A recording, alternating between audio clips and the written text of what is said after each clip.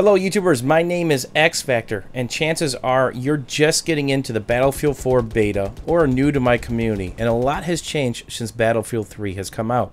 The Battlefield 4 beta is going to run until October 15th on PC, Xbox, and PS3.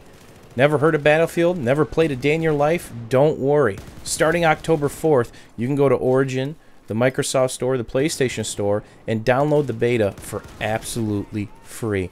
And don't forget, it's only till the 15th. Whenever you jump into Battlefield 4, you acquire points for doing actions such as repairing a tank, throwing down ammo, a med bag, killing stuff, or knocking down full transport choppers with a whole bunch of people in it. These experience points help you unlock new guns in game, attachments, and other items to help you better the advancement of your soldier.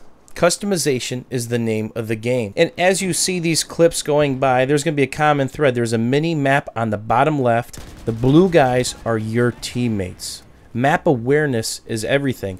Above that, you see the tickets. I'm on the US side, and we're playing the Chinese, and we're up quite a bit. And you're going to see 3 blue flags. Whenever you establish the ticket bleed, when you have more flags than the enemy, that means they're slowly losing tickets regardless of if they're being killed or not. You want to bring the death from above? You can definitely do that as we rain down on this attack boat with the attack chopper. So whenever you're playing Battlefield 4 beta and jump in, map awareness really can reward you. Playing the objective like I'm doing right now can really reward you and your team. You get a bunch of points for attacking, you get a bunch of points for defending it, and again, it helps your team establish that ticket bleed, guaranteeing a win. Another thing to pay attention to on the mini-map is not only just where your friendlies are, but if they're dying around you, like that skull was just in front of me, something just caused that, and more importantly, who's got what flags, and if people are spotted.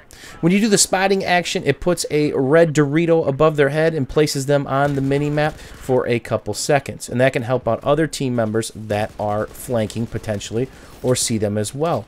And talk about customization, hipfire, that's what I just did there. I have a laser attachment on that gun that I acquired and strapped on this bad boy, which really helps me with the accuracy in those situations. And speaking of your situations, depending on what's going on at the mini-map at that time, you could take a peek before you spawn in, potentially switch classes.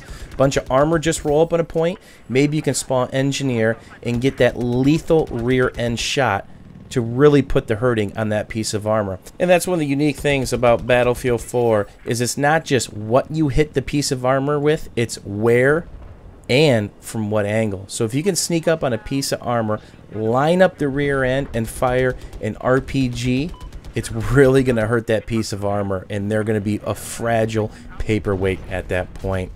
Sides are extremely effective as well, 90 degrees in, so always take advantage of positioning first, whether you're an infantry soldier, an armor, or air, because there's a lot of tactic that goes in this game. Bite off more than you can chew. Don't be afraid to back up. The new reloading mechanic in Battlefield 4 makes you think a little bit more before you run and gun. So get good with your secondary weapon, because your primary weapon has a reload timer on it after you shoot off your initial 5 shells. So if you're getting rushed by a piece of armor and you're low on primary shells, might want to back up around a corner just so you can get another one in there. And of course, it pays to be somewhat sneaky. There are all kinds of suppressors that will be available in Battlefield 4. And again, the name of the game is challenging these conquest flags, doing everything you can. And how do you know when you're on the burn? There's going to be something that jumps up on your screen right there. Capture them. Now, it also makes a noise. Hear that ticking noise? That means there are no other players from the enemy team on this area of burn. Now, each flag has different burn radiuses. Some are extremely big, and some are really small, just like the one I was on.